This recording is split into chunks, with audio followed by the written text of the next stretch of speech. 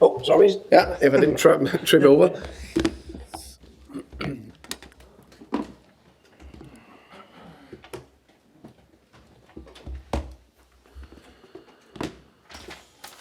Afternoon, guys. We'll start with the broadcast section with no embargo, followed by an embargoed section for 10:30 p.m. tonight. No live tweeting during the broadcast section, and use the microphone provided. Jamie. Thank you, Anthony. Hi, Thomas. Long time no see. Good to see you. Good to see you. Just a bit of injury news to kick off. Did everyone come through Tuesday night unscathed? And the latest on Mohamed Kudus as well? Yes. Everything came through it well, so it's good. You can say the one that been out for a small spell. Kuti and Dest responded well, so fit and available. Kudus is touch and go for tomorrow. We'll see. Okay. I'm sure a lot of Spurs fans sort of hope that the Jekyll and Hyde Spurs days of lurching from one dismal performance to an excellent performance were maybe a thing of the past, but we've seen that in the last week. What gives you the confidence that tomorrow we'll see a performance more like Tuesday nights than last Saturday's? I always believe when we go into every game that we will put a good performance out there and do well. I think what gives me some confidence that we will put a good performance out there is that I think most of the performance we put out this year has been good in general over the season. I'm not talking only about home. There's been some that's not been top. Two of them, don't want to run away from that, was against Bournemouth and Chelsea at home, where the two teams did very well, and we on the day didn't find the right solutions to match them. But I'm very confident because I think I see the right layers, the attitude in the players, the ability to want to improve. It's another big game coming up that we are ready for, that we are looking forward to. Get the fans behind us, we're ready to do everything we can to win the game. I feel like I could almost ask you about any player on Tuesday night because it felt like a big performance for a lot of players. But I wanted to ask you about Xavi Simons because it felt like a real confidence-building performance from him. A sort of two-part question. Do you think he is a confidence player? And do you think the burden of being the main creative output in the absence of Kulusevski and Maddison is something that he is taking on and comfortable with? I think every players need confidence. There's every player does that. The best in the world, everyone. Some can say when you go to a new club, I think it's a little bit more evident that it's not that easy just to hit the ground running. But the more confidence you get, the better you play. The more you play, the more, relationship you find out to get with your teammates. Step by step. And I agree. I think Xavi had a good performance. I think it was positive with a lot of bits. I still think it was a good step. I still think there's a lot of layers to be added to his game. But I was happy with his performance. Just one final question from me on Destiny. I appreciate there's probably stuff you can't say about what's going on there, but a really, again, great performance from him on Tuesday night as well. And given everything that's been happening off the pitch for him, just how much have you been having to support him one-to-one? And have you seen, has he come to you for support? Has he seemed different, more subdued? No, I think that the club, of course, is a terrible situation to have been in, and can't speak too much about it. It's a legal case, as we know. The club and we have done everything we can to support him, and we'll do that. He's clearly doing well on the pitch, which is good, and we'll keep supporting him. Charlie, please. Hi, Thomas. You mentioned those two losses at home to Bournemouth and Chelsea in the Premier League. Obviously, Spurs have got the best away record in the Premier League this season, but in terms of just that one win at home in the Premier League, do you get the sense that the players are feeling a weight on their shoulders whenever they do play at the Tottenham Hotspur Stadium? I think this is it's a big shirt to wear in many ways. It should be proud. It should be, something you're really excited about, wearing this beautiful shirt. Playing home and away shouldn't matter. To play home should be a massive boost. When we play at home, we should feel even more confident, even even more, how can you say, aligned, even more willing to do everything. And yeah, I understand that the stats are not too good over a long time. For me, it's now there's a new opportunity we need to embrace in the best possible way, coming out there against a great Man United team that's in great form. It'll be a great game, and we'll do everything we can to get out on top. In terms of Man United, most of their Premier League points this season have come when they have less than 50% possession in games. How do you expect them to play tomorrow, and how will you try to look to counter that? I think first and foremost you can see it's a Man United team that got more confidence. Definitely, I think Ruben and his coaching staff have done a very good job. It's clearly been a tough year for them and for him. I admire him a lot for that, to go through a very tricky spell with a lot of how can you say, setbacks. So to get through that with that focus is well done, and you can see the bits he's been working on it's more and more clear. I think it's also clear that he play not only a system but a specific way, which they are very good at and they're getting better and better at. Right now they are in a moment where they have I think every key player available and found his team, played more or less the same team last 4 or 5 games. So we know exactly what to expect for them. I think they have a incredible, dangerous front three. They're starting to get more up to pace, and we need to close them down. But on the flip side, make sure they run a little bit more backwards, so because we are attacking. One of those key players is someone you know really well, Bryan Mbeumo, who's been named October's Premier League Player of the Month. Obviously, he had a bit of a slow start to life at Manchester United, but he's settling really well now, and he's showing everyone of course, you know what he can do. How pleased are you to see how he's doing? And I imagine you're not surprised at that. No, I'm not surprised, of course. That of course, I will step out of my role as Tottenham or everything. I just, when you work with a player for 6 years, you get a close relationship, and to see him developing from being a young man, 19 years old was he when he moved to London and Brentford, and left 6 years later, going into one of the biggest clubs in the world with all that focus and the way he stepped up. And for me, looking from the outside, maybe a little bit biased, I think he's been their best offensive player. He can create, he can score, he works hard, he's a team player. He is the perfect example, in my opinion, from a player what I call about attitude, confident but humble.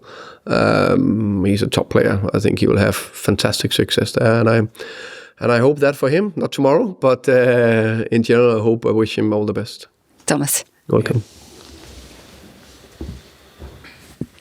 Hi Thomas, how are you? I'm good, thank you. You? Good, thank you. We're about to approach the final international break before Christmas, and then that big block of fixtures through till March. So you've been here 3 months.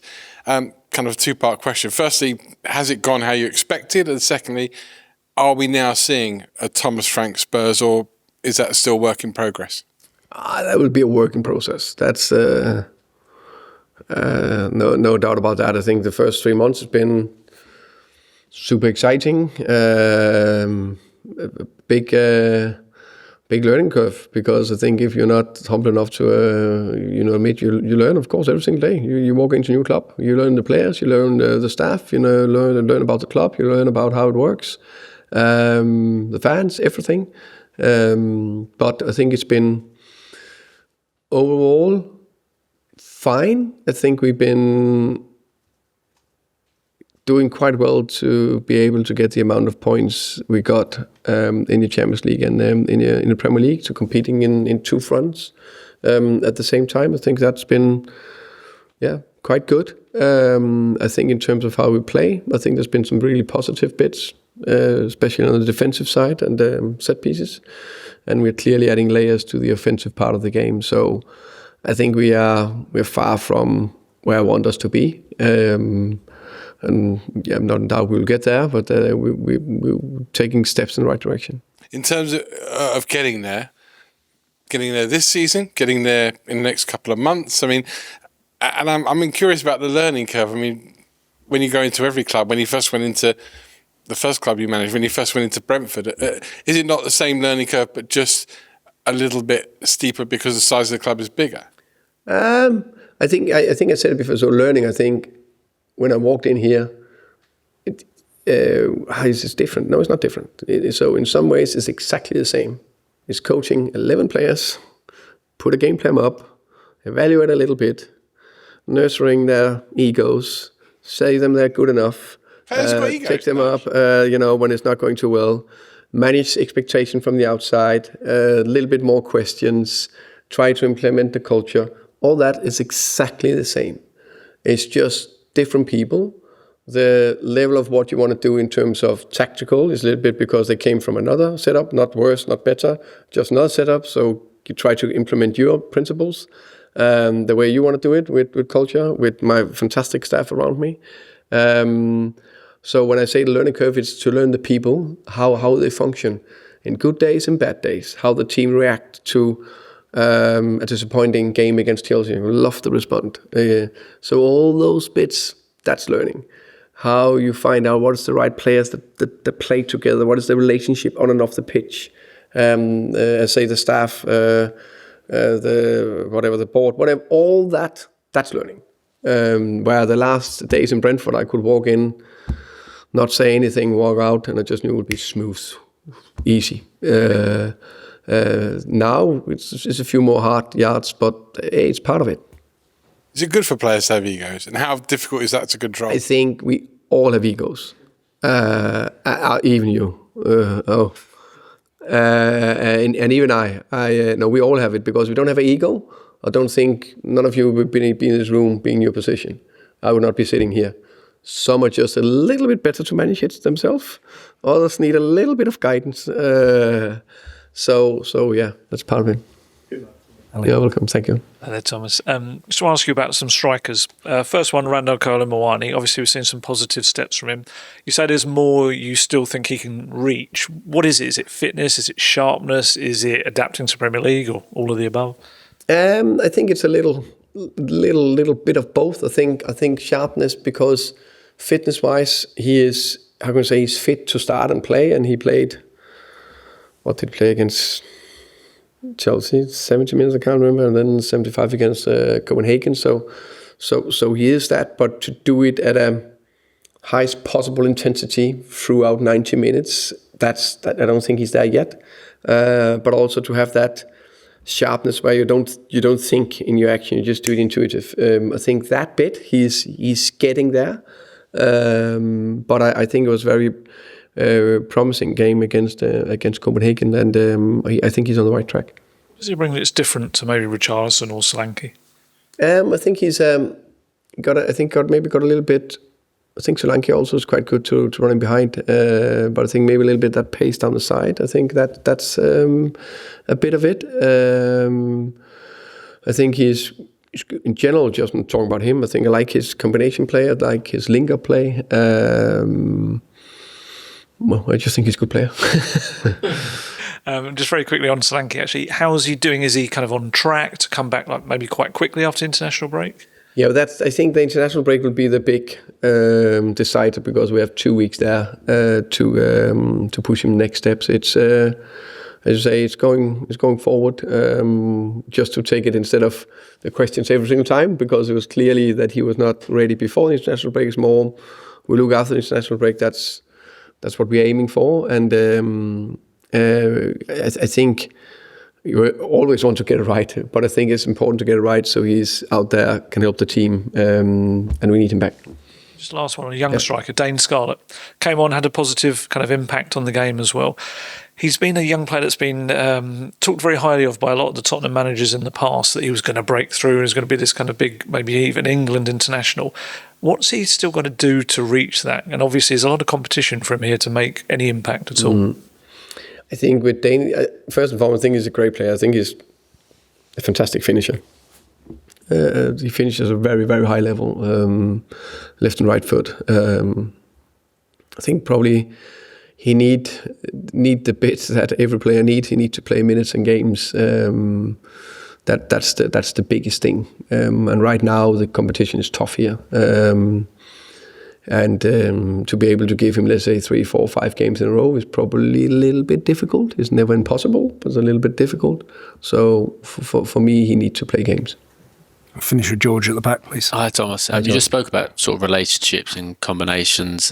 It feels like Xavi and Wilson Odobert have really got a good rapport, and I only sort of realised recently they played together at PSG in the academy. How sort of quickly did you guys on the training field see that kind of rapport and that relationship they have, and how sort of eager are you to build on that as well?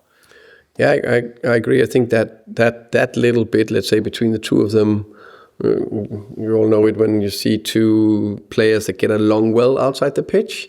They also tend to find each other on the pitch a little bit, They just know, I go, if you run there, I run there. If I play around the corner, he'll be, and not set, and now he runs deep or whatever it is. I think that helps, definitely, because I also think they have more natural conversations about, okay, if I turn here, then you run down there, or if you turn, I want the ball there, whatever it is. So I think that's important. You've seen it plenty of times with players in the past in different clubs. And I guess how eager are you to sort of build on that? They're obviously two young guys, both have big price tags on their head, but it feels like kind of slowly but surely, certainly in Wilson's case, he's kind of starting to show his worth. Yeah, I agree. I think, as I said, Wilson before, I think it looks right when he's out there on the pitch. Happy that he got his goal against Copenhagen. I think he looks lively.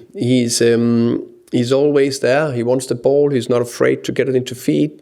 Under pressure, he's good to arrive in the box. He's alert. The goal is actually a good example of that. A little bit impossible ball that Kolo Muani is chasing down. And maybe, does he get that? It doesn't get, but he believes. So Wilson is on the way quite early. That means he's in a perfect position to a relatively easy goal. Others could maybe just leave it. So he's constantly alive. His eyes is aware. And just with Tuesday, it was a fantastic winning performance, and the atmosphere was really, really good. I'm guessing probably the first time you've really seen the stadium that alive and rocking as much as it was. How much did you enjoy seeing that, and how much do you kind of want that again, I guess, tomorrow at 4:00? Yeah, well, the stadium was really rocking. It was great to see and experience, definitely. I said many times before. I think it needs to be a collaborative approach between fans and players together. Just want to do everything we can to get over the line and win a game. And then the more we can push each other to bring that positive energy in, the better. And that will be both ways. We will do everything we can to perform, to come flying out, to be on top of the game. Some part of the game will not, because we face a good team. No team will have momentum in 90 minutes. But that positivity, we definitely need to build on that.